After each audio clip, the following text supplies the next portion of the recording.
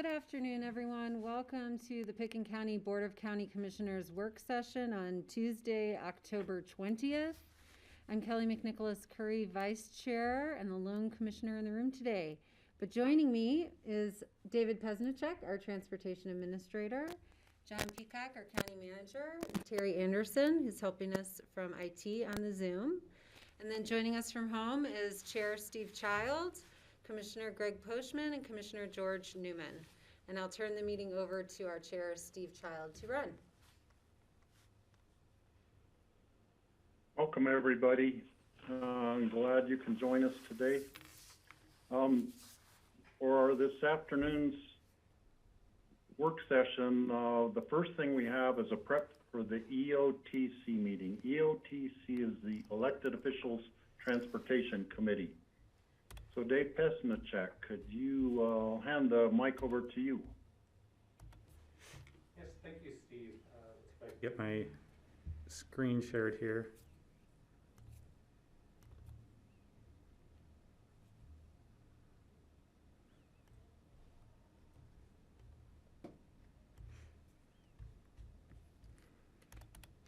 All right, looks like we're up here. So this meeting is an EOTC prep meeting. I am David Pesnicek, Regional Transportation Administrator for the Elected Officials Transportation Committee. The purpose of this meeting here today is to review the packet materials for the October 29th meeting, as well as answer any questions that you may have on that packet material. Before we get into that, though, I did want to run through a few logistics coming up for the October 29th meeting. This meeting will be hosted by the City of Aspen, and they have been running all of their meetings entirely virtual. So this meeting will be the same way. So it'll be an entirely virtual WebEx meeting. There will be no in-person participation. So I just wanted to put that out there so everyone can plan accordingly. I did send the meeting link out with the packet material on October 8th, and I'll send it out again next Monday just prior to the meeting. There's three main items I'd like to cover here today. The first is, as we do with prep meetings, is to get any corrections or comments on the last meeting. So that one was done on July 16th. Also like to cover a couple of the action items coming up on October 29th, including the 2021 EOTC budget and the 2021 EOTC work plan.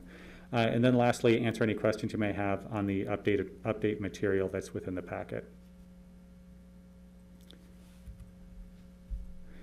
So to start off with, I'd like to see if there are any corrections on the decisions reached. I think the outline was pretty straightforward, but we did have two notable adoptions at the last meeting. One is we adopted the 2020 EOTC strategic plan, and we also adopted the 2020 EOTC's Comprehensive Valley Transportation Plan update. But I was hoping to pause here and get any comments or corrections that you might have had on those decisions reached.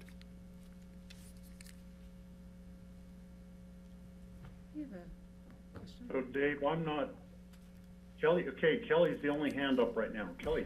Thank you. I'm sorry to have missed the July meeting. Was there a conversation about publicizing the Comprehensive Valley Transportation Plan? You know, it looks so simple, but it's really like a 30-year update. So it does have a lot of important information in it. You know, it does. We didn't have any conversations about necessarily publicizing it. I will say when we get into the work plan, we're going to be not necessarily revising this document, but determining how to incorporate it into the IGA, and that in the work plan is slated for next March. So we will have another chance to circle back to it if we did want to do some publicizing. Okay. I'll remember to raise that. Thank you. Mm-hmm.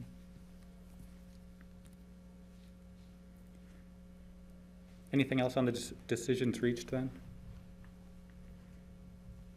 I think we're good, Dave. Okay. We'll move into the action items coming up for October 29th, starting off with the budget. And with the budget for 2021, there were three main highlight points that I wanted to cover before getting into some of the revenue and requests. The first is that 2019 and 2020 have been fairly turbulent years financially for the EOTC, as they have been for all jurisdictions. And the EOTC, I think, has been particularly turbulent because we did have House Bill 19-1240, which is the change in sales use tax collection state law as a result of the Wayfair the South Dakota Supreme Court decision. And as you may recall, back in 2019 when we were reviewing the 2020 budget, the idea was to keep track of the changes in sales and use tax collections for the EOTC and be able to put a dollar or at least a percentage figure on what that change impact is to the EOTC budget. And that was going well until about March when COVID-19 hit, and that kind of threw a wrench into being able to maintain or really parse out what the impacts from HB 19-1240 are versus impacts from COVID-19. And some of those question marks still continue to this day. So we've had if you recall, we had the economic shutdown, we had the recession, then we had the spike in activity. I think we're still kind of rolling on a bit of a spike of activity here. And then there's still a lot of question marks out on the horizon for the winter season, which really carries to the second bullet point with future revenues. As I believe that you heard from the county finance department is that there are some late adjustments possible in terms of revenue projections. So I did want to put that out there, that I think that there's a higher likelihood of adjustments later on than we would have seen or would see in a normal year. And then the last bullet point here is that looking forward from 2021 through 2025 for the EOTC, given all of this uncertainty, it does still look like we will be able to meet all current ongoing operational costs, all currently obligated projects, as well as all new and increased project requests. Looking at revenue itself, I'll go over this more on October 29th, but I did want to run through this circled line here real quick, which is overall EOTC revenue. And from 2017 to 2018, you'll notice it was fairly flat. And then in 2019, we saw a spike of about 19.5%. And in 2020, we're looking at a decrease of about 41.4% in overall revenue, followed by another decrease of about 9.4% before we finally start recovering. And as ominous as this may look, I wanted to point this out in that we didn't necessarily project as great of a spike in 2019 as we ended up seeing. So if you compare 2020 back to 2017, 2018, we're down about 21%, which is actually better than we had projected moving into 2020 with the reduced use tax. And really that spike that we did see in 2019 is helping carry the budget into 2020 and 2021.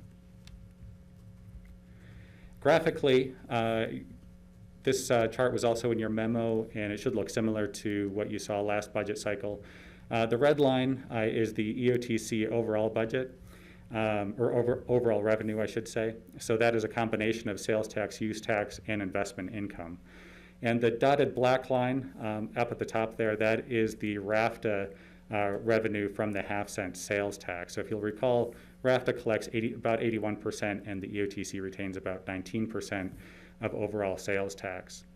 I did want to point out that the big decrease that we're seeing in EOTC revenue in that overall red line is coming from a projected 73% reduction in use tax revenue, while sales tax has remained actually stronger than anticipated. The EOTC investment income overall represents a fairly small portion of the overall EOTC budget. And looking forward to the 2021 budget, we do have a couple budget renewals, a couple new requests, and some increased funding amounts. The renewals should look familiar to you in terms of WeCycle and X Games. Those are coming through at the same historical levels as you've seen in the past, but these are one-year renewal requests. And then we also have two one-time increases in funding, one for the Snowmass Mall Transit Center, and the other one is for the Brush Creek Park and Ride FLAP grant match. And I believe you're at least somewhat familiar with both of those projects at this point. And then the new requests, we have four. One is for the IMS Phase 2, which is a continuation of the Phase 1 report out that we did a couple months ago for the Community Task Force on Transportation and Mobility. The second one is the Upper Valley Transit Enhancement Study, and this, as a reminder, is an infrastructure-based study between the airport and the Maroon Creek roundabout, looking at ways to enhance and speed up transit through that corridor, as well as make bicycle and pedestrian access to transit stations more convenient and safe. And then the third bullet point here, this is the bike ped connection to the Brush Creek Park and Ride feasibility study. This is a bicycle pedestrian connection from the park and ride out to the Rio Grande Trail and the AABC. This is anticipated to be a partnership project between the Pickens County Open Space and Trails Department, as well as the City of Aspen Parks and Open Space. And updating that, in 2021, we're looking at updating the 2014 feasibility study to determine the technologically feasible options before going out for public comment and input in 2022. And then the last bullet point here is the aerial connection feasibility study. You might have noticed in your packet that we did receive a request from Tony Kronberg to fund that feasibility study. I did put an asterisk next to it here because staff at this time is not recommending that the EOTC allocate funds for that feasibility study. And as an alternative, doing what's, I guess, been called a technology survey to identify possible technology solutions that might fit the application that we have here before going down the expenditure route for those improvements. George? Yeah, thanks. Dave, I'm glad to hear that you're not recommending to spend money on an aerial feasibility study, but I am surprised that we don't have in there as a request the Buttermilk Underpass because we've got RAFTA has committed $500,000 in their 2040 plan. The Intermountain TPR I've got that listed as a high priority on their list. We know Recycle is anxious to set up a site at Buttermilk to help accommodate the growing employee housing that's going to happen out there with Burley Game 3 and the lumberyard. So I'm just really surprised that is not on that list. And I would encourage or ask my board to support that request to try to get that moving forward again. What I would add with the Buttermilk Underpass is that it is being addressed within this budget through the Upper Valley Transit Enhancement Study. So that is a cost-benefit analysis looking at that whole corridor. And the intent there is to identify which infrastructure projects through that corridor have the greatest bang for the buck, if you will. So as a result of that, we're certainly going to be encouraging a look at the Buttermilk Underpass as it relates to other possible improvements through that corridor. For possible programming in 2022. In 2023? 2022. So when we get to the work plan section of the presentation here, we'll talk about that a little bit more too in terms of how we're looking to bring that to you in next year. Okay. Well, I would encourage the board to put that as one of the top priorities. We had that on the list several years ago, and frankly, town of Snowmass didn't see any value to their constituents, so they killed the project right off the bat.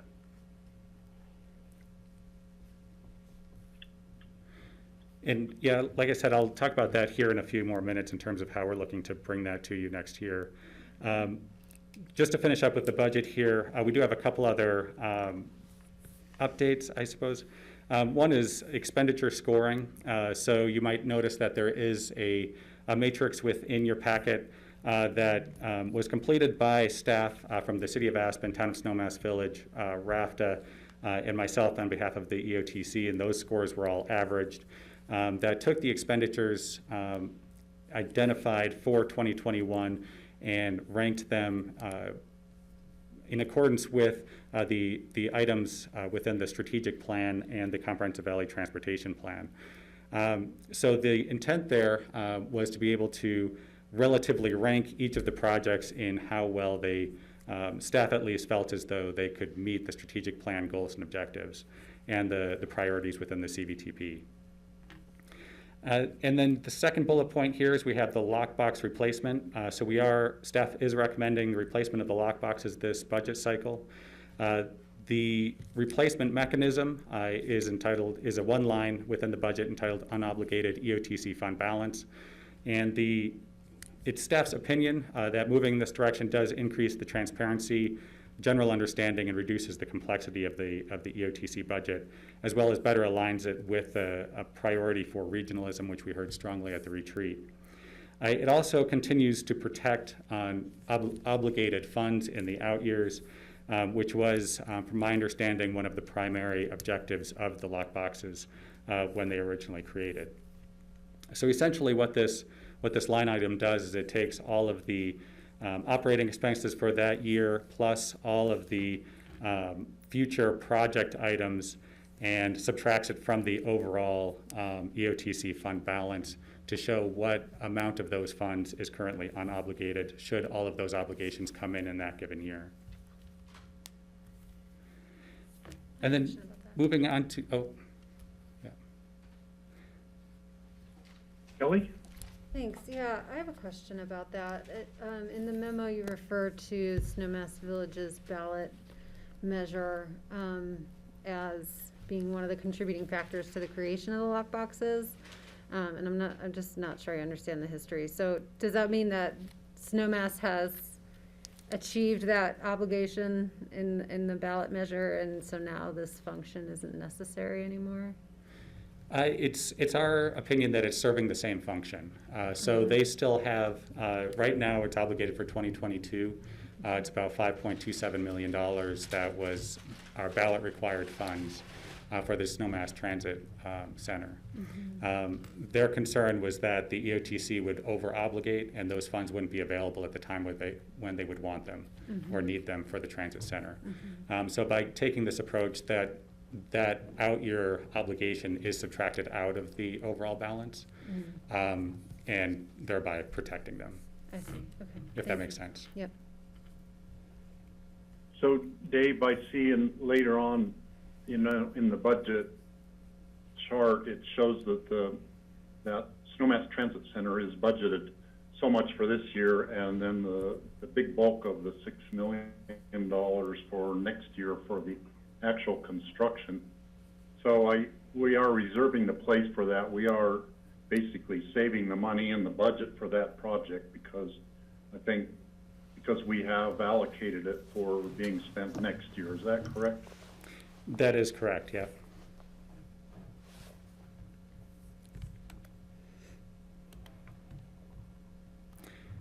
So if there aren't any other questions on the budget side, move on to the work plan. So the work plan essentially ties together, it incorporates everything from the budget and then has some other items that the EOTC as a committee as well as staff will be working on but don't necessarily require expenditure. The most notable of those is an update to the EOTC IGA that is slated for the first meeting in 2021, and the impetus here is twofold. One, at the retreat we did here, a lot of desire to take a look at decision making for the EOTC, and because we now have an adopted, updated comprehensive valley transportation plan that then needs to be incorporated into that IGA, similar to the one from 1993. So those taken together, we do need to update that IGA, and that is slated for the March meeting in 2021. The second one here, we have the EOTC budget mitigation. As you may recall from last year, we're looking to transfer the cost of the no-fare service between Aspen, Brush Creek, and Snowmass from the EOTC over to RAFTA. And that was looking promising up until, again, COVID-19 hit, and budgets became much more difficult to predict. And so at this point, so that we're not transferring a multi-year obligation over to RAFTA that could impact their ability to provide service, particularly in the coming couple of years, staff is recommending that we continue to look at it in 2021 and consider transfer at the time when budgets stabilize and we can do it with confidence that it won't negatively impact RAFTA's ability to provide other services.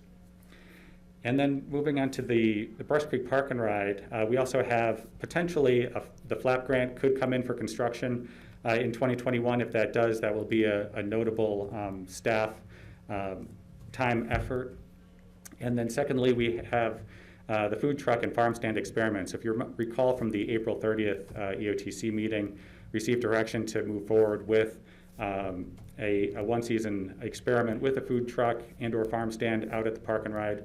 Did finally get approval from CDOT to move forward with that as the property owner, and we are scheduled to go before the Pickens County Planning and Zoning Commission on November 17th. If that is approved, we're looking to roll out that experiment in either 2021 or 2022, whichever year the Park and Ride is not under construction, because you don't see as much value doing it while construction is occurring out there.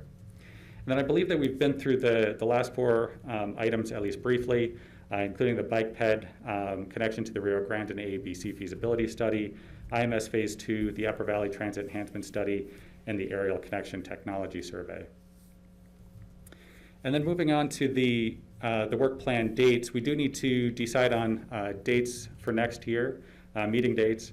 We're looking to maintain the same 3 meetings. We have found that later in the month and on Thursday seems to get the most number of people able to participate.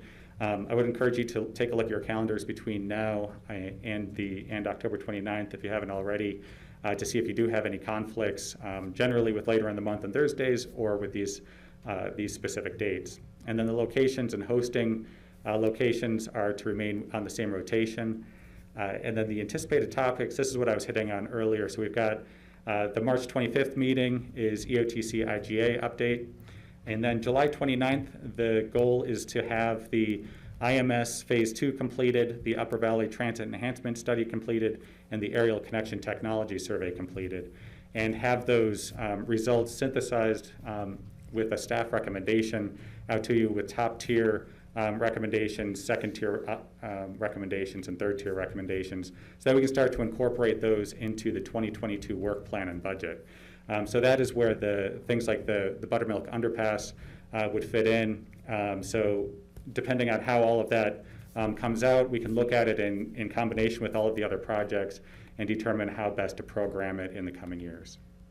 And then October, again, we would be back at budget time again, looking at 2022, which seems right around the corner and so far away at the same time. And then with the EOTC budget or updates, we do have a couple updates in your packet, one on the dynamic message sign. That is currently under construction. You might have noticed the construction cones out there. You should see the sign going up here in the next couple weeks. And then the Brush Creek Park and Ride one-season food truck hit on earlier. We've got a hearing with the Pickens County Planning and Zoning Commission on November 17th, and we'll see, hopefully we get a recommendation of approval there to move that forward. And with that, I'd like to open up to questions from the board.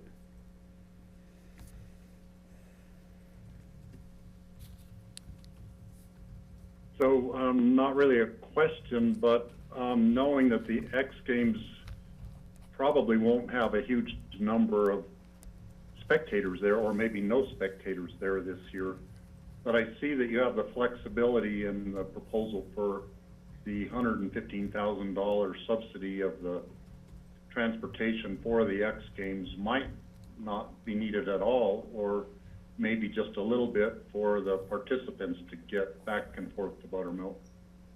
So I think that's a good logical move to reserve that money, but knowing that we probably won't have to spend that much money.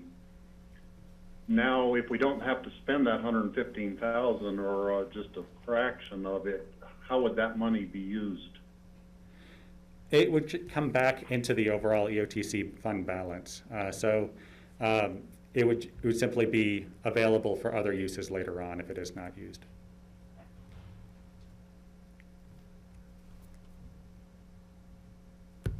Okay, I didn't think we'd have trouble spending it or saving it for spending it on good things later. Kelly? Yeah,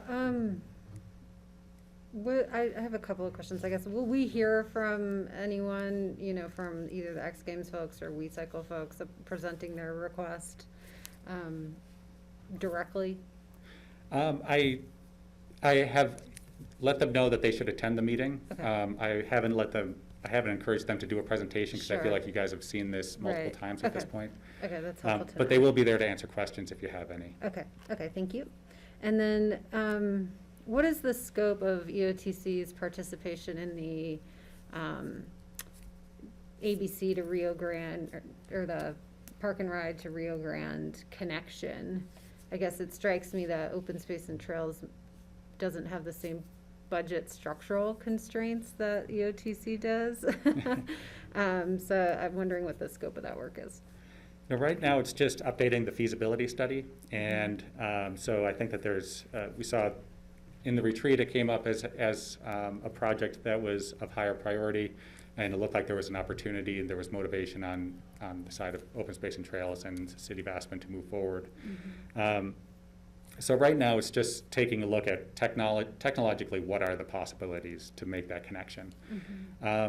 Really, the participation by the EOTC in the later phases is yet to be determined. Similar, the Pickens County Open Space and Trails Board, what their involvement will be, that all still needs to be hashed through.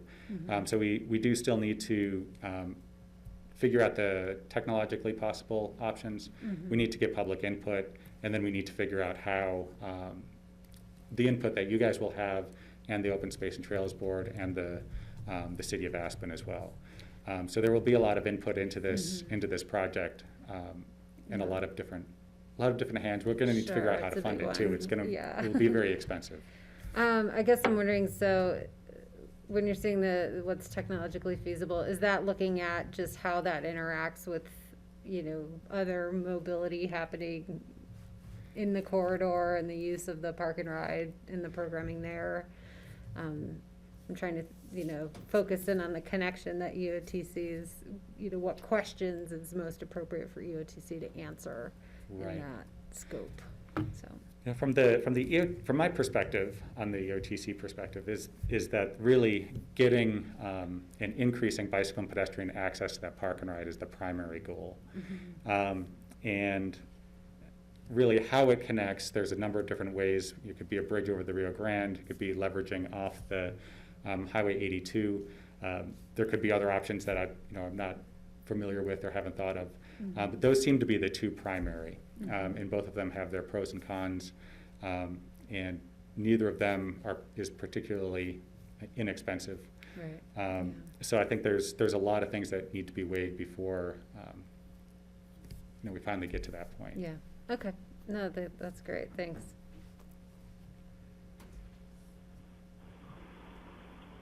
George?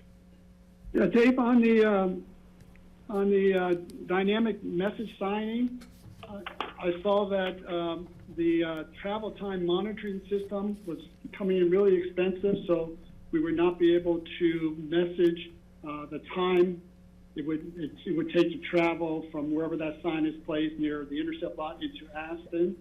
But my question is, because I've seen those signs on I-70 as you head to Denver, where it does utilize those messages in terms of the time it would take to get to Denver or the airport. So is that a different system, or is it the same system that is? So I'm not confused why we can't utilize the same system that CDOT uses on I-70. So those systems are really looking at overall traffic flow and figuring out an average based on that traffic flow. The issue that we have here on Highway 82 is that we have buses that are running directly adjacent to vehicles. And so trying to differentiate between the bus and the vehicles is where the difficulty lies. We've looked at keeping track of Wi-Fi connections between cars and people on buses, and Bluetooth, and utilizing RAFTA's API to try to keep track of the buses. All of it appears, whereas we came to it from a similar perspective, that there's got to be something out there that can something fairly off the shelf that would be able to do that. And what we found when we actually put it out to bid is that wasn't actually the case, and that the contractors were piecemealing it together and weren't too sure how it would work. So the software that we did get will enable us to take into account, say, things like Google Maps and looking at transit times versus vehicle times. We're not eager to necessarily put those on the sign immediately because we're not sure how accurate they'll be. So we'll have the software to be able to do it. We want to be able to look at it first and make sure it's accurate before we start displaying it. And then if we do decide that we want to actually put up the infrastructure that we know we'll be able to accurately track it and spend those, I believe it'll be about $300,000 to $400,000 to do that, we can do that at a later time. So that's kind of the approach that we're taking right now on it. All right, thanks. Just a thought on that, if we could post the automobile travel time, if it's jammed up clear back to the airport and it's going to take 45 minutes for people to drive into town in their car, and then we could just have a thing saying it's recommended that you pull off here and take a rapid bus into town to save time. Just a general message to take the bus instead of sitting in their car for 45 minutes. And that might be a way we could get around it, to use the cheaper existing technology to give the automobile travel time, but not try to calculate the exact bus time. When does the next bus leave you might be able to get on, or any of that extra information, which makes it more complicated and therefore expensive. That may be an option. And I would say with the software that we've got, I understand that is something that we should be able to do. I think a lot of this will be learning once we actually are able to play with the software with the sign in place to see. Again, we don't want to display anything that's inaccurate because we don't want people to stop paying attention to it.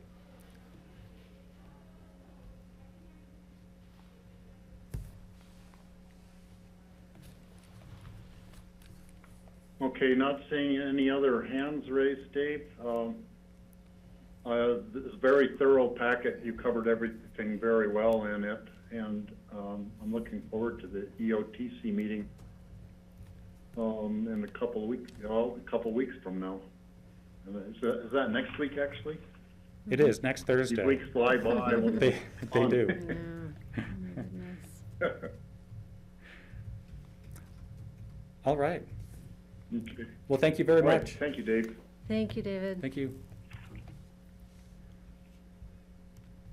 Okay, moving on, our next agenda item has to do with approving an amended IGA with the City of Aspen concerning the ownership and operation of the Cheryl and Sam Wiley Animal Shelter, using the correct new name for that facility. Rich Engelhardt, take it away. Thank you, Steve and Commissioners. Rich Engelhardt, Deputy County Manager.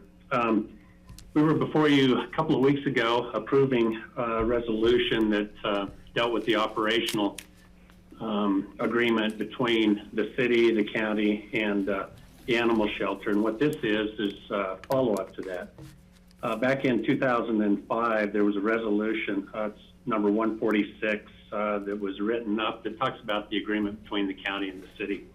And so we needed to update that. And so that's what's before you today, is to receive direction to move this resolution forward, approving an amended IGA agreement. And it was included in your packet, and I'll just highlight the changes that are different on this. And I believe they were also redlined in yours, so they're easy to pick out. But anyway, the recitals, we did change it, as the Commissioner had mentioned, that we did get the correct name on this resolution. The financial responsibilities, we eliminated all references to the development of the property because it was done in 2005, so we're updating that. Article, the financial responsibilities, we have included that the city on all capital projects in the asset management plan, that they're placed in the city's asset management plan, and that they notify us in advance. And the reason for that is we want to put in some writing, that relationship. We work together as staff very well, and when it becomes budget time, we like to get as much advance notice if there's going to be any changes to the building or anything that's going to be needed. So we have put this into the agreement as well. As far as the financial responsibilities go, which is section 1.6, we did change that from 5,000 to 20,000, and that's a change of the arrangement that we had with the provider at the animal service, Seth. And as you recall, we changed to just a flat rate that's increased by the CPI annually, instead of doing a calculation based on revenues received and any profit margin above. So that now lines up with that existing resolution that you approved. We did add in cost for recycling to the agreement that the city, I believe, is now putting in all of their agreements. And then clarification on the staff citizen board. They called for a citizen board that I don't believe has ever been formed. And John Peacock, you may know more about that than I do, but it has just been the staff liaisons that the county manager assigns to work this out with the city. And we just clarified that as well. So really, those were kind of the only changes to this. There was a notice, an additional noticing requirement that's just something that was added whenever information is sent out that it goes to the right addresses. So with that, I would certainly entertain any questions you may have.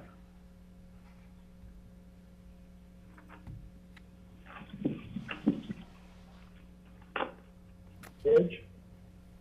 Yeah, Rich or John, I thought we had a board, a citizen board for the animal shelter. I thought am I thinking something else? But I thought we had applications and we had made appointments in years past. George, I'm going to have to go back and look, because to be honest, I am drawing a blank. I seem to remember that we've done appointments in the past, but I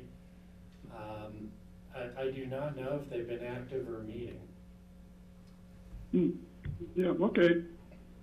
So I know that Marie Kelly is on that board. She is proud to be on it, and I think she feels like they should meet more often. The last time, I mean, it's been months ago that I actually saw her, so I don't have a more up-to-date thing, but we definitely did have a board, George. It's listed on our citizen board webpage as meeting the third Tuesdays of May and October. So today, they would be meeting, ironically. So maybe more info on that. Yeah, let me go back and do a little research. Thank you, George. I guess I have never been a part of those boards, and I don't know if Seth works with them directly or how that arrangement works. But let me go back and do a little research before you guys finalize this. It looks like Riri Baker is the staff contact listed. Okay, I'll reach out to Riri. Thank you. Rich, one thing I noticed was that not all of the red line changes show up on the packet. Some of them do, but not, I don't believe all of them do.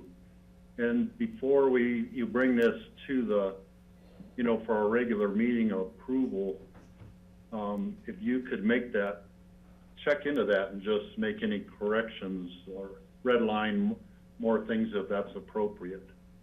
That would make it easier for us to see the exact changes. Greg? Right. I was going to say, I'm usually not the typo guy, but I just see it on 504, your additional notice, you've got a comma instead of a period in there. And that's my contribution to the typographical corrections for the year. I'll take that.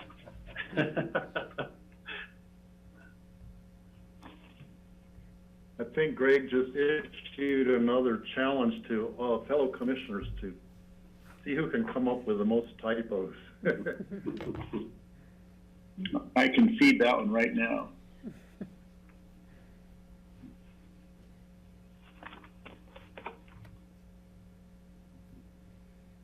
So not seeing any further comments.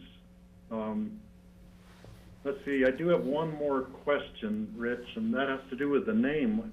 Has the name always been named after the Wileys, but it just was commonly called the Aspen Animal or whatever Aspen-Picken County Animal Shelter was what people have been calling it. Was that just a misnomer that they weren't calling it by its actual legal name?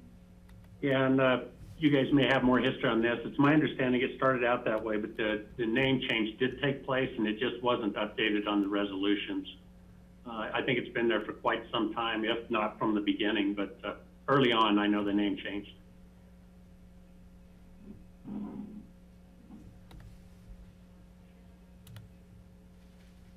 Okay.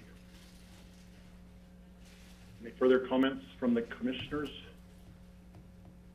Not seeing any. I think you're good to go, Rich, and we'll see this. I noticed it on the future agendas. It's coming to us here sometime in the near future. Okay, thank you, board. Appreciate it. So next we have the future agenda, review of future agenda items. John? Yeah, Steve, so really, one item, we have not gotten the follow-up airport meeting on your future agendas yet. We'll be getting that scheduled per our last airport conversation. I just wanted to do a quick check-in to see how much time we should schedule. I believe that is on the 29th. I have my notes right in front of me here. Is that right, Rich? And it was going to be in the morning, I believe. But we didn't really talk about how much time the board would like us to set aside for the discussion. And at this point, I really see, unless there's additional information that the board wants us to bring forward, that this is a discussion that we hand back over to the board to give direction on the remaining items in the Vision Committee report. So I was just going to look for a little bit of input on how much time you all think. We scheduled 4 hours last time. That feels like it might be a little much, but maybe not. So I'd welcome some input from board members. John, if I might, I've been kind of putting together the recap of all the recommendations. And after we get through the final three, I believe there's 3 left. If we had time to go back and just, because we'll have those 3 solid in this meeting, I believe, go back and just double check those last ones so that we can start drafting the resolution.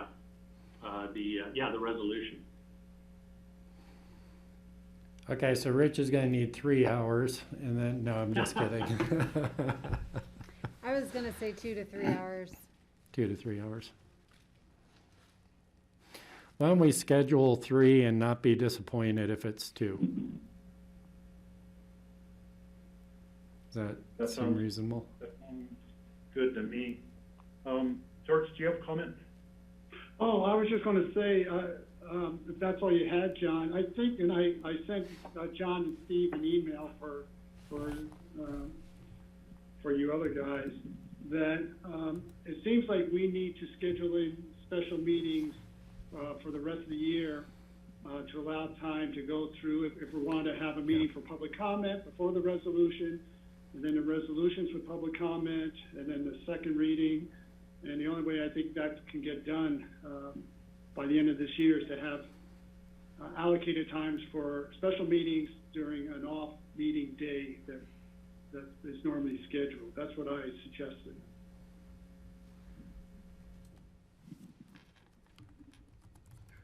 So I don't know, John.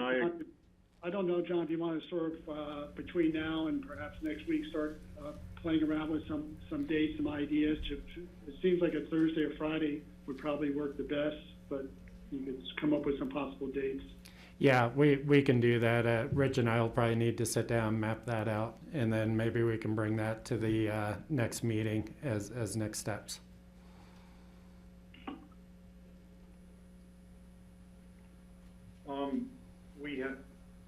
We've been having a string of emails regarding the idea of privatization. Another email came from Amory Lovins with that regard. And I have a suggestion how we might handle that on, I guess this might be a future board open discussion, but maybe we could just put wording into our revised recommendation that the issue of privatization be looked at further going into the future. We don't have to decide anything on it now, but you know, if we get more information on it, it could be looked at as in the process going forward after we approve the common ground recommendation with revisions, if any revisions. That would be a way we could expedite the process now. We could go down a total rabbit hole, I think, looking at the privatization thing now, which, you know, I don't know if that would help us on making our decision at this point at all. I think it maybe more confuses the decision-making process. Steve, I think this is something the board should talk about. I would suggest that maybe that's something that comes up on the 29th, when we've advertised a public discussion on the airport before the board weighs in on it. That way it can be part of that conversation. Just a suggestion. It's up to the board. No, I just want to put the idea out there that could be the solution to keep this process moving forward and not go down a rabbit hole that time is precious. We're very busy this fall, obviously, with the budget especially, and trying to finish up our discussions on the airport. Kelly? Yeah, I would ask, I'm not sure if I've seen the same emails that you're referring to. So, you know, should the board be forwarding those to Rich now? I know, you know, since Charlotte is out currently, just to make sure that we get an updated public comment portion of our packet. So yeah, Yeah. should those go to Rich?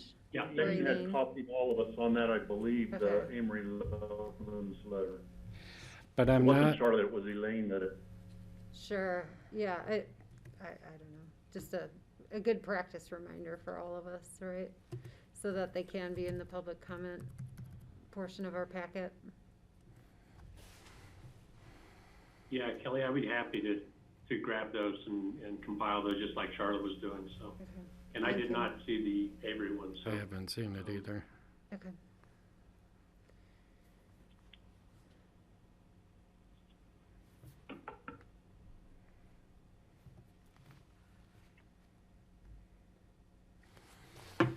That's all I had on future agendas, Steve. I don't know if board members have anything else. Okay, are there any others? Patty's not here, she's our usual regular for meetings. Does anyone have any other changes? Kelly? Yes, I just want to know, for next Wednesday, it looks like the animal shelter IGA is appearing in 2 different sections. So, am I missing something? No, and actually Patty, funny enough, Patty had called that out last time, so Yeah. we needed to look at that, and I think with Charlotte being out, it probably didn't get forwarded. Okay. So we'll take a look-see at that when we approve the agenda. Thanks.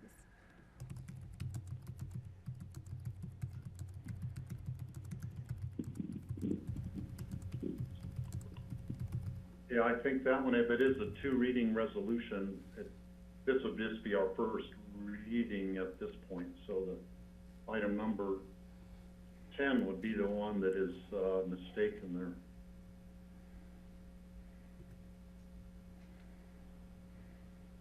Okay, I don't have any other corrections or additions besides what have been mentioned so far. We could go on to board open discussion.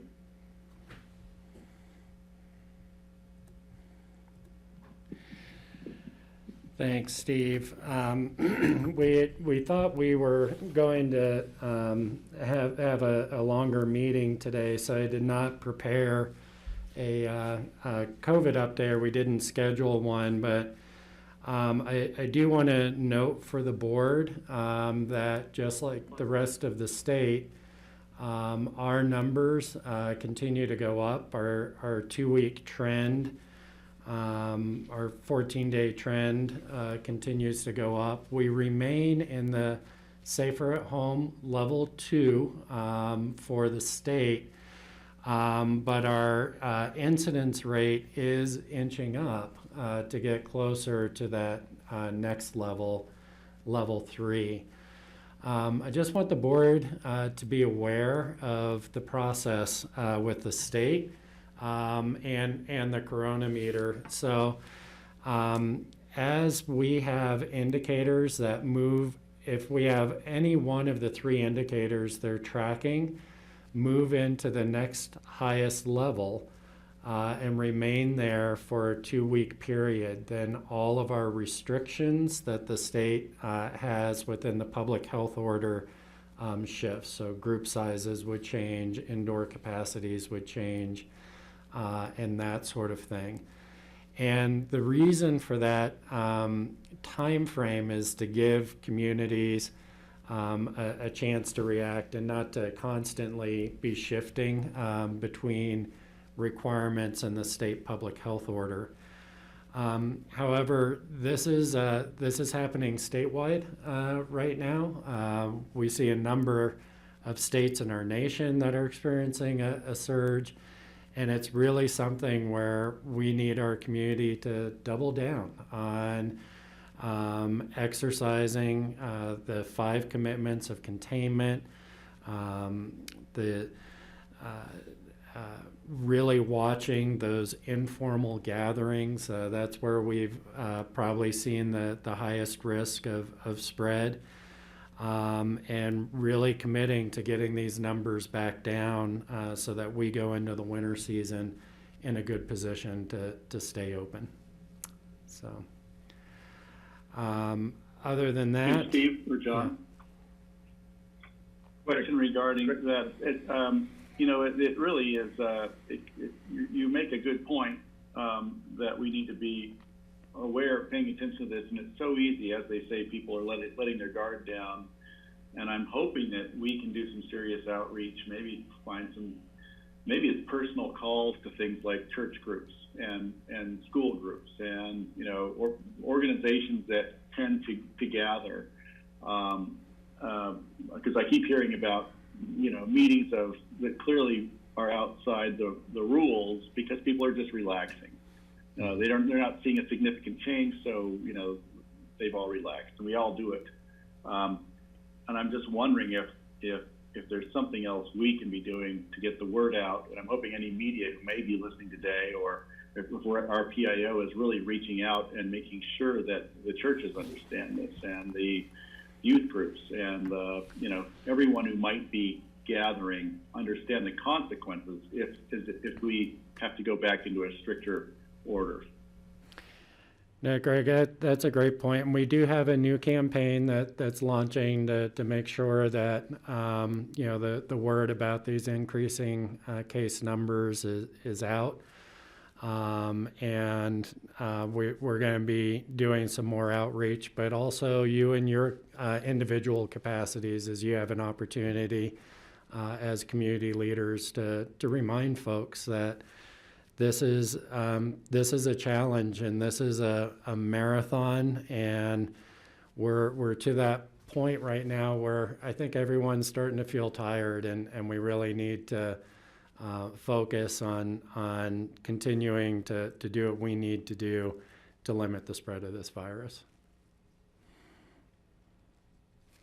George?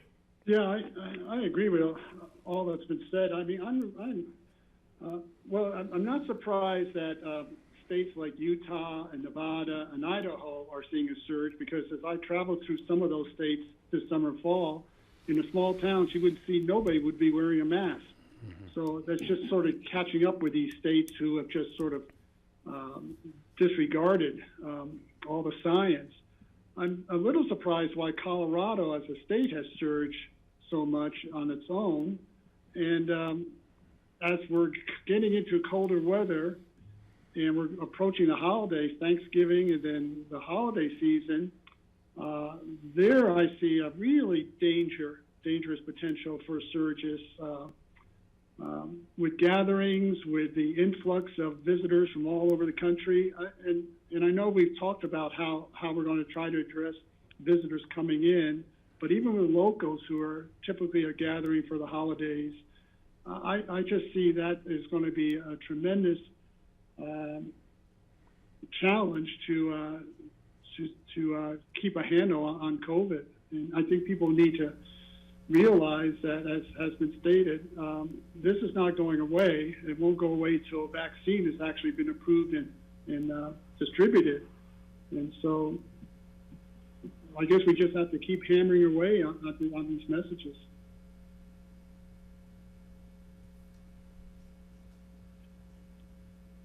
Kelly? Yeah, I'll chime in a little bit of that.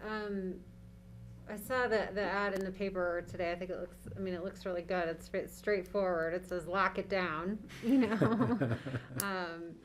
your pandemic posse or your COVID bubble, lock it down and don't participate in these smaller gatherings that we're seeing cause our community spread. I continue to think Halloween is going to be a real test for our community's stamina. It's a big holiday around here, and some plans have shifted, I think, onto just other plans, to be honest. And I do think that, if, in addition to the general message, I think providing specific messages on what people can do and what they can't do or should not do is, going to be helpful for holiday planning all in all. I continue to hope to see some of that and hope that the papers will pick up on some of that.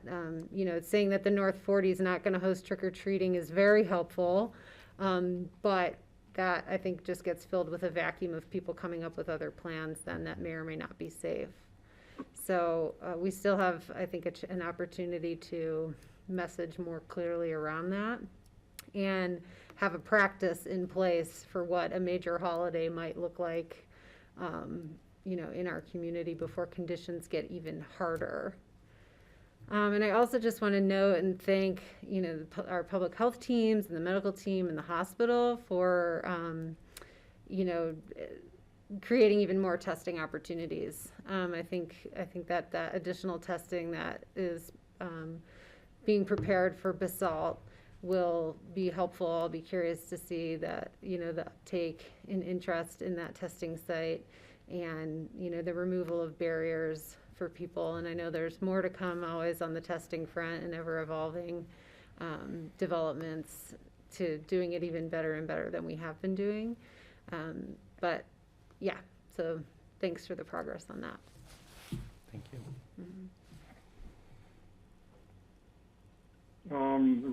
Rich had sent out an email about all of us being able to do they're sort of public service announcements at the airport.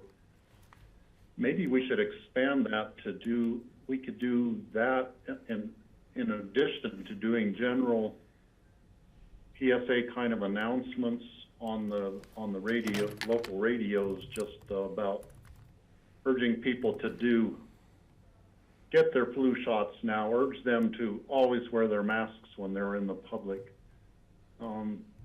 All the different things that we're asking them to do. The reports I'm reading about the rollout of a vaccine program, it's not going to be until mid or late 2021 before enough Americans actually are going to be able to be vaccinated to have a very profound effect on the trajectory of the virus. That means we're looking at, another full year when people are going to have to be following the precautions. And I think that's being optimistic.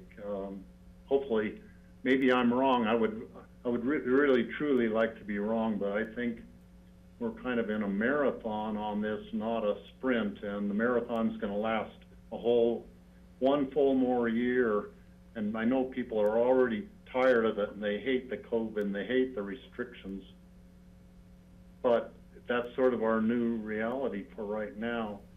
And if we as commissioners could all be, have a campaign where we're doing the PSAs, probably along with some medical doctors and hospital staff and other people in the community, I think that would be an important way to get our message out.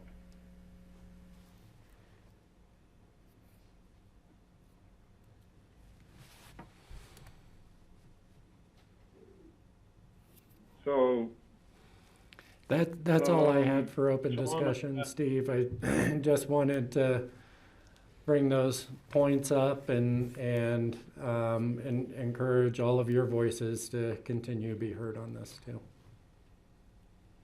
Yeah, and John, I had made a note from our agenda meeting the other day about a ski company winter plan and the process that they are going through and the state is going through to roll out the ski company plan. Could you talk about the process in that a little bit? Yeah, thanks, Steve. So the state actually just issued the final guidelines, the ski area guidance. We have been working with our public health department and SKICO already in winter planning meetings. And so we have a draft plan that is under review. It will likely go through some revisions. The process that's laid out by the state is the ski areas submit the plan to public health, and then they have to be submitted to the state for approval. Our understanding is that those plans are going to be considered on a first come, first served basis by the state. And so we want to make sure that the plan gets a thorough review by public health, but that we're also moving it to the state as quickly as possible to ensure that any changes that need to be made can be made in time for a planned opening. Right now, ski company is still looking at Thanksgiving to begin opening in mountains, a fairly traditional time frame. We're going to be inviting SKICO in to talk to the board as we get closer to a final plan.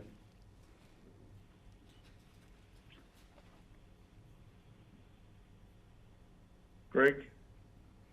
Yeah, hey, I did want to bring up something I saw on the just on the October 28th future agenda. I understand that ComDev has some people out for various, we're kind of on a skeleton crew over there, and I'm concerned that on the 28th we had the continuation of the closure conversation, in which there was an outreach to the Forest Service. And I'm wondering if that's a practical, realistic date to have that conversation, only because I'm concerned that staff might not be able to get anything back from Forest Service by then. So I just wanted to red flag it, so maybe you could follow up with Suzanne, or I think it's Suzanne, yeah, or it says Tammy here, so maybe it's Tammy. She may be the only one standing over at ComDev right now while everything else is happening. Just wanted to draw your attention to it.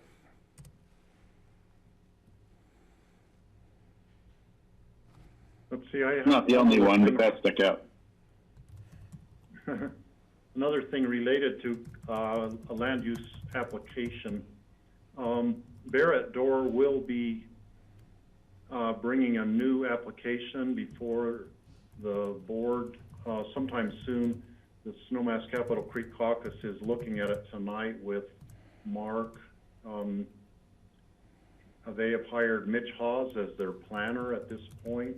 There are new story poles erected for the main house location has been moved to a different site. So story poles are up, and if anyone is coming up Capitol Creek Road, you could take a look at the story poles.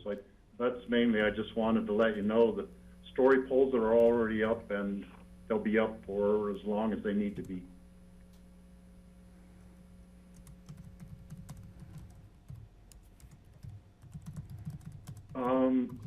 Okay, any other board open discussion? Okay, let's move on to our board reports. And let's see, let's just do it. We'll do APSHA first, and then George, if you want to do APSHA and then your other reports at the same time to simplify it that way like we usually have been doing.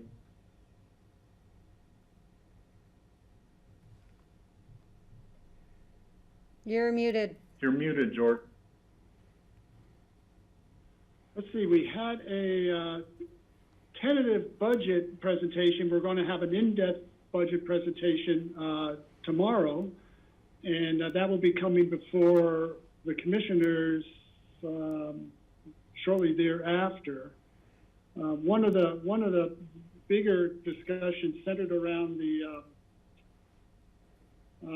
new software. I'm having a senior moment here. Home track. What's that software? Oh, thank you, Kelly. Home track, and the additional cost that software is going to cost the city and the county this year, as well as ongoing costs the next several years, in trying to determine how that will be paid for. And there was a suggestion by one of the city council members to perhaps look at a different split going forward, given that the city has some pretty deep pockets because of the real estate transfer tax and the county doesn't. So we'll probably hear more about that when the APSHA comes before the BOCC for their budget presentation. Anything else on that, Kelly? No, we'll be talking about the work plan for next year as well. Yeah, I should mention that Diane Kenny, who is the assistant city manager, has taken over the role as acting director of APSHA. She's put together a pretty good future agendas, looking at how to address the priorities for the strategic plan, and also has a timeline set out for the hiring of a new APSHA director, starting with an RFP process that I think ends today or ends shortly thereafter. RFPs are out, and then their whole process will continue, and hopefully have someone on board by mid to late spring. Mm-hmm.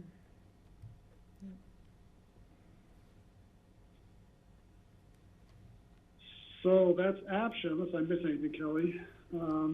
Let's see, what else? CORE, we had a good meeting last week with CORE.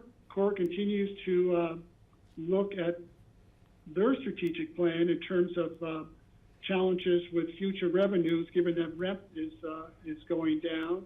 And there's a couple of interesting entrepreneurial ideas that CORE is looking at doing, and rather than sort of get into that now because we're still unsure, but staff is doing a lot of research in terms of the ability to do some of these entrepreneurial ideas. So more to come on that. Greg, anything I missed on that from CORE? I think you hit it. I did have a meeting with Mona and a couple other board members just regarding, opportunities for development. They're trying to figure out how to replace rent funds or supplement to replace the declining rent funds. And there's some interesting opportunities out there, but I think nothing substantive enough yet to bring back to this board. But I know that their board's serious about it and moving forward, looking at ideas. Yeah, great, thanks. And let's see, RAFTA, one of the more interesting conversations on RAFTA is Glenwood Springs is doing is finishing up a transportation study, a downtown transportation study, how to better move people through the downtown core. And one of the suggestions that came out of that study was to, from 27th Street down through Main Street, the idea is how to have BRT go downtown. BRT currently goes to 27th Street, then it goes out to the mall. And there's sort of a challenge and a need to see whether RAFTA can have a BRT route going through downtown without impacting the current lanes. One of the ideas was to utilize alongside of the Rio Grande Trail an additional cradle lane, a bus lane for BRT specifically to try to address that route, but nothing set in stone, and RAFTA will hear some more options on how that may happen. One of the other things that we talked about was the Maroon Bells shuttle system this summer. It went extremely well, even though RAFTA was limited to about 15 passengers per bus. They moved a lot of people up and down, but one of the real main concerns that has sort of shown its ugly face on the last day of the season was when a bicyclist got sideswiped by one of the buses because the bicyclist was out in the middle of the road with earplugs on an e-bike and wasn't really paying any attention. And unbeknownst to the bus driver, the bicyclist not only swerved further out, but right out in front of the bus. So, but again, the issue is going to be how to address the increasing numbers of bicyclists going up and down to the Bells, and specifically e-bikers who seem to think that that road is a bike trail and not utilized for vehicles and buses. So that's something I think that the Forest Service and Pickens County really needs to come up with a program and a format to try to address this, because it is not only an accident waiting to happen, but an accident has happened already. So, and I think that's it for me. Anything else on that, Greg, from RAFTA? I was just going to say regarding the bike incident, it did sound like, the bus had actually honked at another bicyclist before they arrived at the one that swerved in front of them. So really, I think that, certainly I think there's a need for more signage up there. I said it at previous meetings also, is that, maybe it's going to come down to lane striping as well, because you see them doing big S-curves, like slalom turns, as they're riding up and down, just for fun. I've seen people coming up the wrong lane, in the downhill lane, going uphill several abreast, just like stupid things, because as you said, they don't realize it's an active road. So maybe a few signs that said this is an active road with large vehicles, something, maybe that'll help. And then it's also possible the e-bikes, the technology is getting better. I'm hoping e-bikes one of these days, and all bikes will have an indicator that warns you if somebody's coming up on you from behind. I know that technology exists. Maybe it's something we can ask for from these rental fleets.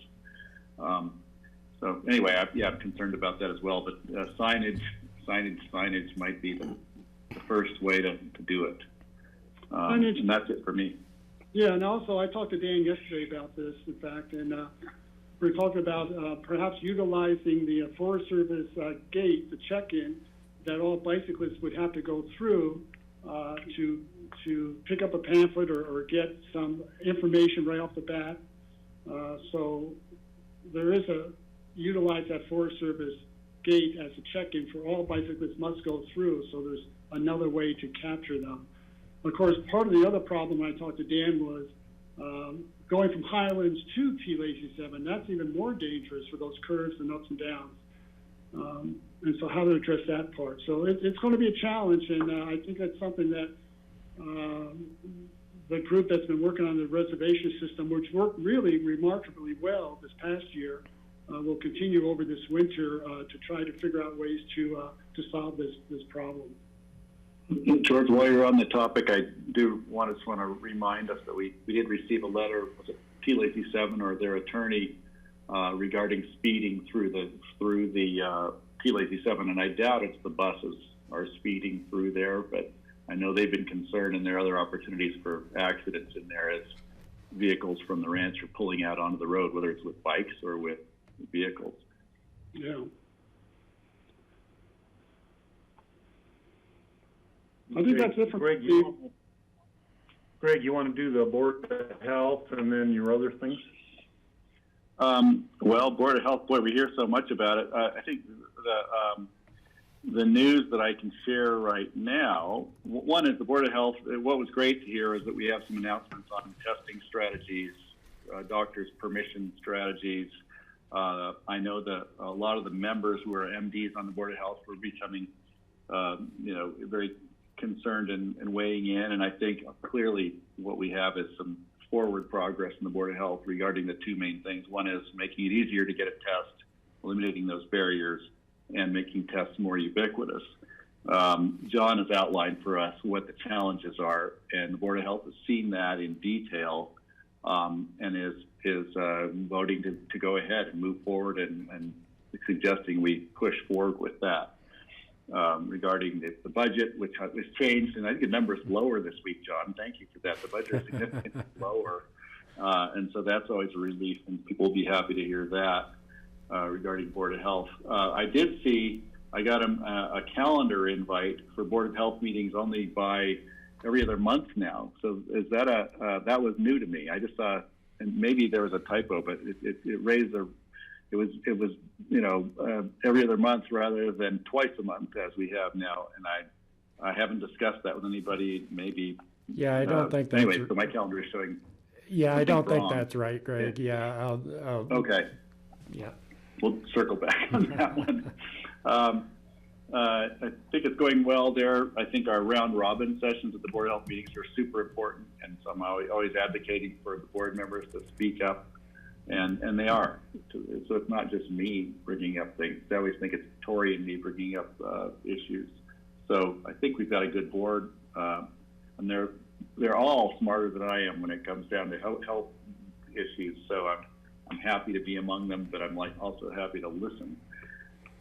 If you want me to go on, John or Steve, I was going to talk a little bit about RWAPA. RWAPA hasn't met in a while, but I do want to say the decontamination program was probably the best in the state, and interdicted more mussel boats. I think we've already discussed that. I know April's on RWAP is working on doing some studies on environmental needs in the frying pan, and working with some other entities, and I'll be able to report more on that when we learn more. But I don't have any current recent news. We haven't met lately since August, so that's all I have from RWAPA.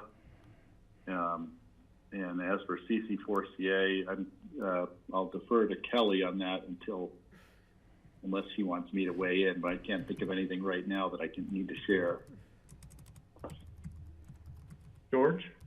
Yeah, Greg, I have a question on the Board of Health, and this goes back to our earlier open board discussion about COVID and the challenges ahead with that. And I talked to Dan Blankenship yesterday about this as well, because RAPTA is tentatively gotten the approval by the Board of Health to be able to increase their passenger capacity to 50% on long-term hauls, like Glenwood up to Aspen, and then 75% of the capacity for travel times under 15 minutes. And I guess my question is, when I looked at the three C's that we should be avoiding in terms of what we should be looking at is what we should be avoiding is closed spaces with poor ventilation, crowded spaces with many people nearby, and close contact settings such as close range conversation. All those three things mean you shouldn't be on on a raft bus this winter with skiers from all over the country, and I guess I'm sort of scratching my head here. Well, I can share my own perspective from what I've read regarding transportation systems. And it's information I've shared with Dan. I haven't, and the board hasn't had a discussion specifically about the buses while we've been there. And so maybe we should bring it back. But what we have been hearing is the transportation systems don't seem to be major super spreader opportunities. And it could be that the amount of ventilation makes a significant difference. Length of time, certainly. The shorter you're on the bus, you're within those time limits. But I think what they're learning from places like the New York subways and the bus systems in these crowded cities is that there doesn't seem to be an awful lot of spread. Yet precautions still need to be taken, and I know, as we all know, Dan Blankenship is so on top of this and so thorough that I'd have to say we have to circle back and get a more thorough understanding before I can share anything. But at this point, I think maybe it's time to take that to the Board of Health to make sure that we get the seal of approval. But I'm optimistic it's going to work, and I'm also really concerned that, looking at the traffic on the highway, it's going to be essential to get people on the buses. So we're walking that razor's edge again.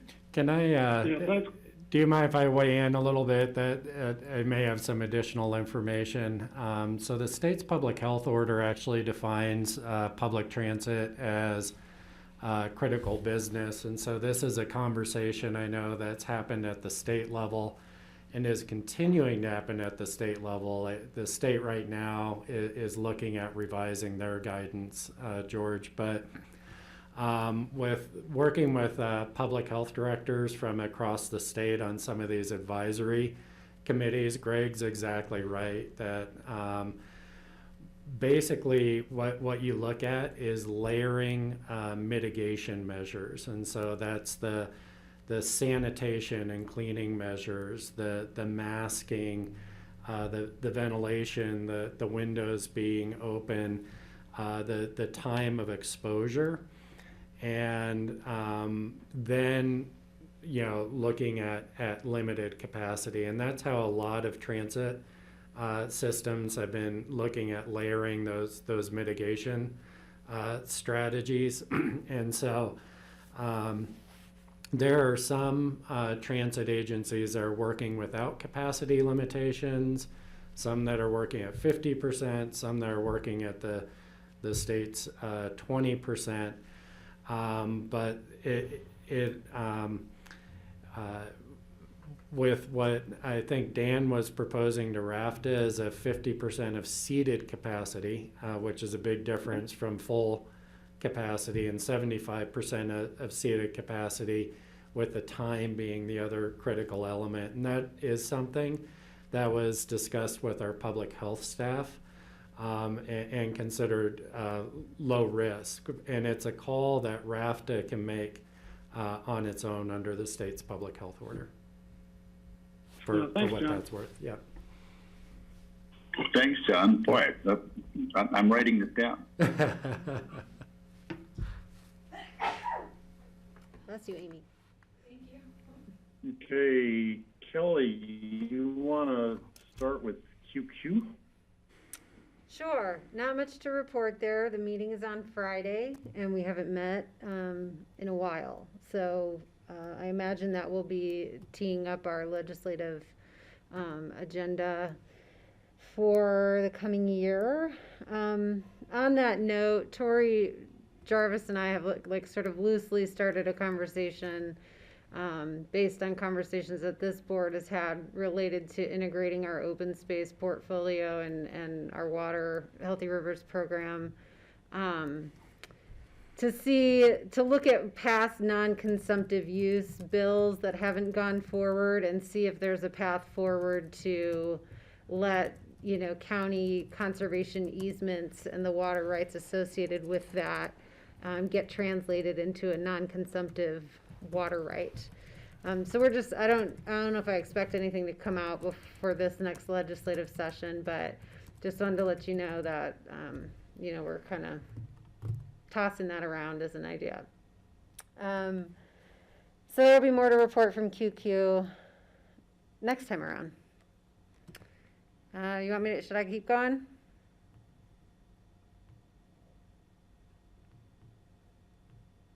Yeah, why don't you keep going, and then on the CCI, I will jump in on that. We can both comment on that, so.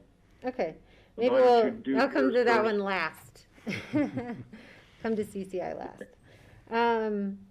Okay, so the Colorado River Basin Roundtable, they continue to talk about the update to the basin implementation plan that the entire state is undertaking right now. In addition to other topics related to the study of demand management, and there's some really interesting stuff coming out of that. So on the first topic related to the basin implementation plan update, the last meeting we broke out into breakout rooms based on sub-basin, and then we had presentations from the implementation plan engineering staff or consulting staff give us an update on how they're starting to model what the projections are for water use among different sectors. And so they were looking at agricultural sector, municipal sector, and industrial sector. And so in the Roaring Fork, ag and municipal are the bigger questions there. And universally in our breakout group, we did not feel like we had the expertise to give very good input on the agricultural water use sector and those projections in the Roaring Fork Basin, sub-basin, and that includes, you know, such extremely talented people like April Long and Tori Jarvis and others. Also didn't feel like, you know, they had the expertise to sort of weigh in on this. And generally the feeling is that the numbers were kind of making some assumptions that probably should be vetted more. And so I guess I wanted to check in with the board on any ideas on how to like flesh that out better. You know, my thought was maybe convening like an ag user group to get the same presentation that we got, which would not be lengthy, and get their input on whether the modeling numbers are headed in the right direction or not. And I just wondered, you know, what ideas you guys might have on being able to kind of accurately direct the plan in the best way for our sub-basin. So I have a thought on that, two thoughts on it. One, I noticed that Paul Bruchet from Grand County, who is, you know, an irrigator and rancher up there, is participating in a study to look at something other than meadow grass to grow on their fields up there, some forage crop that would use less water to replace their meadow grass, which they typically just in the middle park, they just flood the fields as their traditional way of doing it, and they use a lot of water as a result. And of course, they are heavily impacted by the Big Thompson project, which diverts, I think, 80% of their water to the east slope from Grand County. So that holds out some hope that maybe, you know, something like that could happen in the Roaring Fork too, just to have a different, be irrigating something that doesn't use so much water. And my second concern is, and I know it happens, a lot of ditches they're turned on in the spring and they let them run all summer and waste a lot of water. They'll just run it back into the creek eventually in some cases without using the water at all to irrigate in the meantime. And that happens too often, and it's actually goes against the Colorado Constitution that says you're allowed to divert water, but you're not allowed to waste water. And a lot of water is being wasted, and I think that would be something we need to try to start dealing with, and I think it could, for instance, on the Crystal River, it could provide water that could be left in the river instead of being diverted and not used.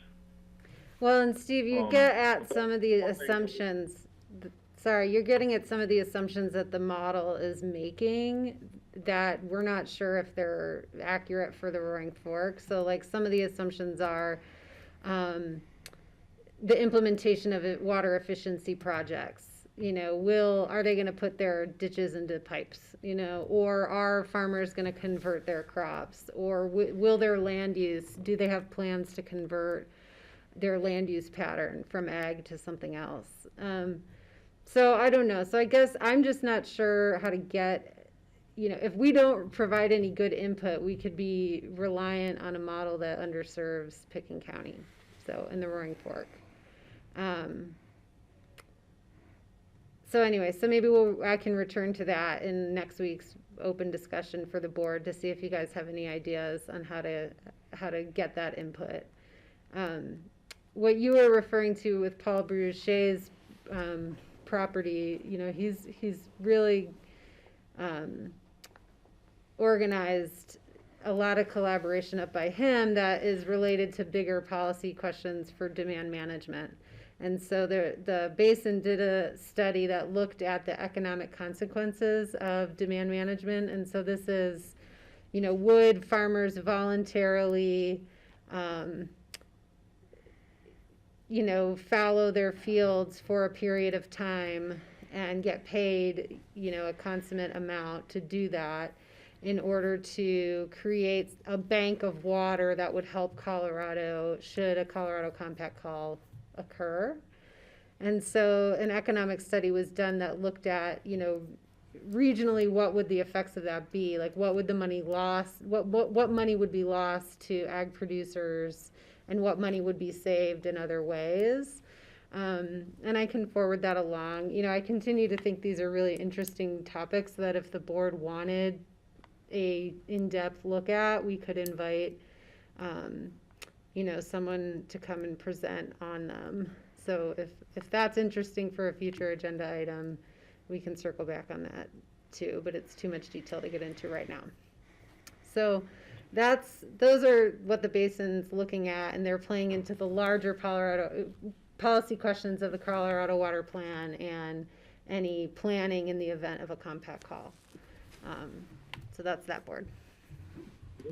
Let's get to George's question. Mm-hmm. Oh, Kelly, it seems like it's a great opportunity for Healthy Rivers and Streams to get involved with, at least initially, with input. And in terms of one of those programs, I think has already been done in the Crystal River Valley with Cold Mountain Ranch, right, John P?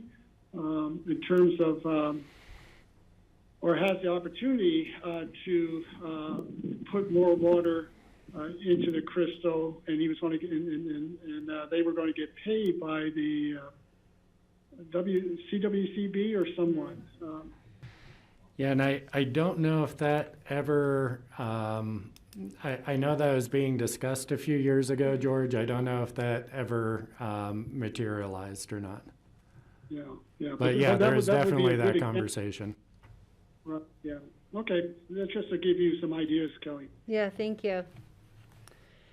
So then I'll move on in the interest of time. Let's see. So CC4CA, man, that is a powerhouse group. They are, you know, just continue to be really busy on the regulatory front.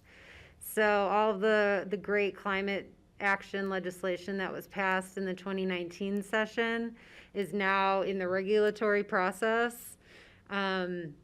And so CC4CA has pivoted and has been able to raise money to focus as well on engaging in that. So they're engaging at the COGCC. So this is the Oil and Gas Commission that has now, you know, has been reformulated into a commission of professional commissioners whose job is to regulate oil and gas rather than support and promote oil and gas. So there's mission change rulemaking that's happening related to that. As well as, we've been briefed on some other rulemaking that our attorney's office is helping on with, like methane leak stuff. The Air Quality Control Commission is undertaking rules to look at the greenhouse gas reduction roadmap. And I think everyone here is on the CC4CA update mailing, and if you're not, I'll forward it to you. But the roadmap recently came out, and in line with that, CC4CA submitted a letter to the governor's office signed by, I don't remember how many, I want to say 100, more than 100 local elected officials, applauding that work, but also encouraging the governor to pick up the pace. There's been some rulemaking deadlines that have been missed, and there's a lack of some detail in the roadmap that would really be helpful in order to, meet our projections. And so that's sort of at a nutshell what's happening. Additionally, there was a pretty big loss there at the Air Quality Control Commission. Auden Schendler was an appointee. And, obviously we know a great climate action advocate, and he was replaced. He was not reappointed on that. And so there's a bit of a loss of a strong voice there and a local connection there, which is disappointing.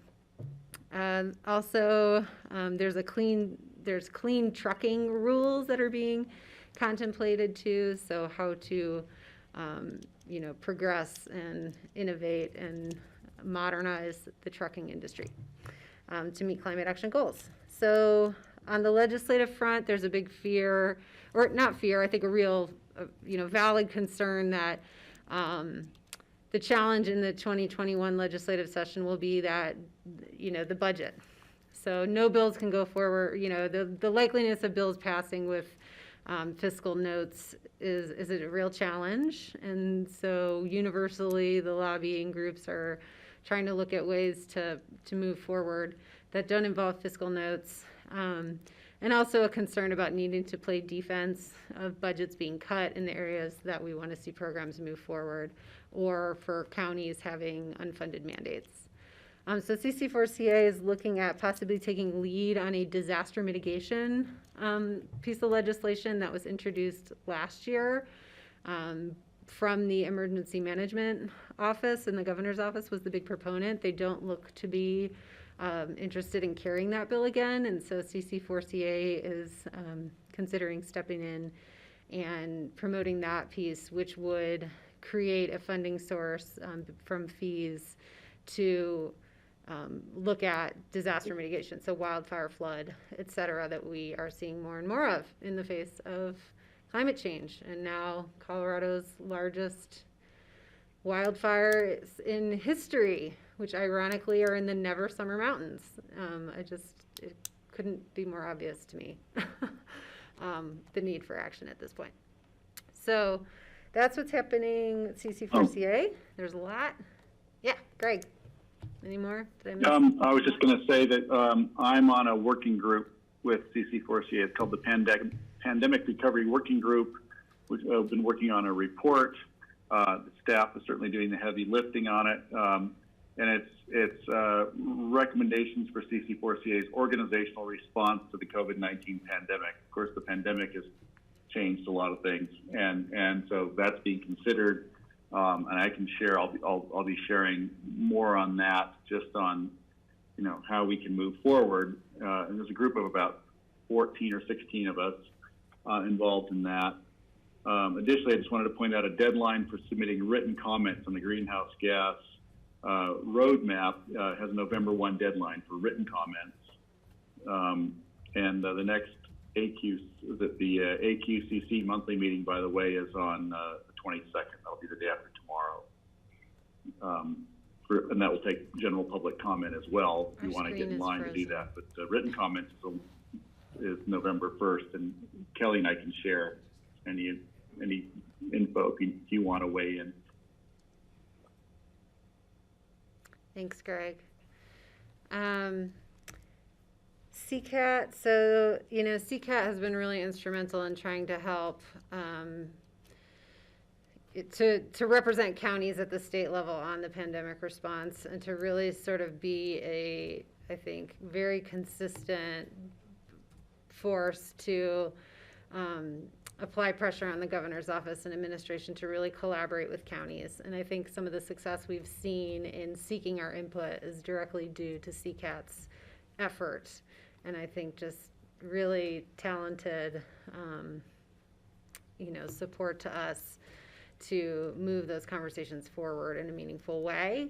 They're just starting to go back to the concepts and ideas for the legislative agenda for next year, and we'll have a retreat sometime in November for that group to hammer out what those are. CCAT continues to have a bit more of a narrow focus in terms of issues like, housing, fiscal needs, health insurance, the pandemic response. So they're not taking on all things county related. They still continue to have a pretty focused platform for issues.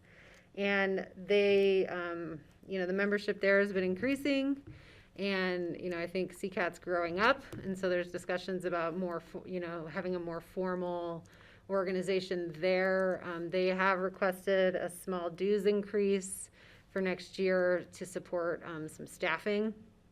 And Steve, this probably is news to you because I just had this conversation last week. So we'll expect that in the budget. It's $3,000 to bring on part-time staff. So I think it's actually money really well spent for Pickens County, as opposed to some other dues we pay. And with that, I'll move on to CCI. I'll start with, I guess, the good. So CCI has also been, very, I think, helpful in trying to elevate the county voice and leverage their longstanding relationships throughout state government to help us throughout the pandemic. I've had more conversations with John Swartout probably in the last 6 months than I did in the first 18 months. And so grateful for that, and you probably all get his regular emails with updates about that planning. He additionally sits on the CARES Act funding consortium, and so he and I collaborate and kind of strategize on those conversations as well. I think Steve mentioned last week that the CCI membership declined to support any of Pickens County's priority legislation, which is a bit disappointing because I feel like, we're not coming to them with like super, controversial stuff, but nonetheless, we continue to not have a majority voice on that, in that organization. And, but they will be carrying legislation that will be helpful for counties and for Pickens County in an administrative fashion, I think, in the coming year. Got anything else you want to add, Steve?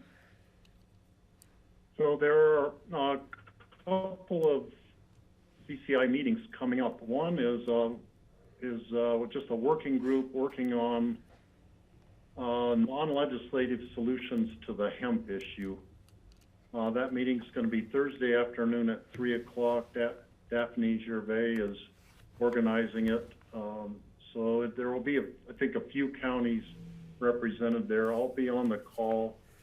One more of us could be on there because we haven't noticed it. We couldn't have more than 2 commissioners on that call, but if anyone's interested, I think it'll be a discussion about what other counties have done, strategizing on ways to regulate hemp at a local level without having the authorization through the state legislation or state statute. The next other meeting coming up is the CCI winter meeting, which is held in Colorado Springs every year, will be held from November 30th through December 2nd. They are not having any Health and Human Services people there, nor any Road and Bridge people there. They're just limiting it to county commissioners and staff only, related to county commissioner business. The meeting is very much shortened. Parts of it are going to be virtual only, like the elections on Monday are not going to be in person, but I think the district meetings and all that are going to be virtual meetings. So then the meeting in Colorado Springs will be a hybrid meeting with call-in Zoom options for any of the meetings for any commissioners to attend that. And I expect that there have been county commissioners meeting all through the pandemic, meeting without masks on in person. I think a lot of them probably will be in Colorado Springs for CCI. I think they will be required to wear masks there, but I'm planning on attending, but just virtually. I'm not going to go in person to that. So that's all I have to well, one other thing on CCI. They have recently held the Public Lands Committee. They've greatly reduced the dues to be a member of the Public Lands Committee to virtually nothing for this coming year because they're not going to be traveling in person to Washington, D.C. It throws open the option of us rejoining the Public Lands Committee if we wish to. And as you may recall, Rachel Richards was on that. There was a whole lot of turmoil and sort of having the conservative counties in CCI blackballing Rachel, like acing her out of, she should have been basically a shoo-in to become the chairman of that committee, and she ended up not having any position on the committee. And that's when we decided to leave the Public Lands Committee. So we have that option to rejoin the Public Lands Travel Committee if we wanted to. I'm not really at all excited to do that. I think the same issues still are present, that when they get back to Washington, they have sort of an anti-environmental twist to everything. It's not really promoting good public lands policy in a lot of cases, and was very frustrating for Rachel when she was fighting that battle for us. But that is an option we could consider going forward. Going on to my other items, Club 20 is actually having a meeting this Thursday morning at 10:30. It's a Zoom meeting. It's on every 2 years. Each of the counties gets together and elects people who will represent that county at Club 20. And so, like, for instance, 2 years ago, it was Rachel, me, and Mike Kostrowski were the three people at the meeting. Rachel was elected as the voting member at Club 20, and Mike and I were alternate members. And at this point, Rachel and I both will be at that meeting again. Anyone else is welcome to attend the meeting. I know there are some other members in Pickens County who have not really been participating, but they have that option to be there. So it's going to be a short, sweet meeting with just a short Club 20 presentation, and then an election where probably it will be Rachel and me being chosen as the two to continue representing Pickens County. Pickens County in general, not just Pickens County government, but it's open to anyone who lives or works in Pickens County can participate. Let's see, going on to senior council. Senior council meeting always seems to happen like the day after we have our board reports. So the senior council is meeting tomorrow on our monthly Zoom call. Nothing a whole lot going on.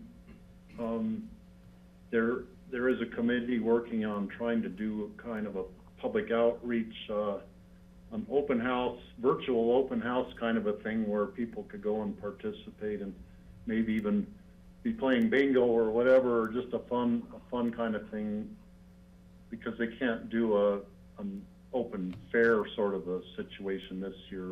This will be a virtual one. On a related note, on the state level, the state has a new aging advisor to the governor, has been appointed. The previous advisor, Janice Blanchard, resigned. The new person, it's a win and a loss for the SAPCA committee that I serve on, because Jarrett Hughes was picked as the new aging advisor to the governor. And he had been working as the administrative person for SAPCA for the past few years. He's been just really awesome. He has has a master's degree in gerontology. He's a close associate and colleague of Chad Federovich. They know each other very well from both teaching classes on gerontology kind of on the side. And so anyhow, Jarrett is now the third aging advisor to the governor. It's a very important strategic position to kind of coordinate all the state efforts towards helping the aging population. And I don't know what the SAPCA committee is going to do. We're going to have to go look for a new administrative help somewhere, but I'm sure we'll find someone there. Let's see. And that's all. I don't have any more things to add on CCAT than what you've already added. Kelly, you did a very thorough report on that. So, you know, I've been thinking while everyone's giving their board reports today, what a difference it is now from what it was a few years ago when we could do our board reports in about 5 minutes because nobody would say anything substantive about what their boards were doing. And now we don't even have to cover all the boards that people are on, but people are giving really good information that's really important. And I thank all of you for sharing the really important things that the boards you serve on are doing. So any further comments on board reports?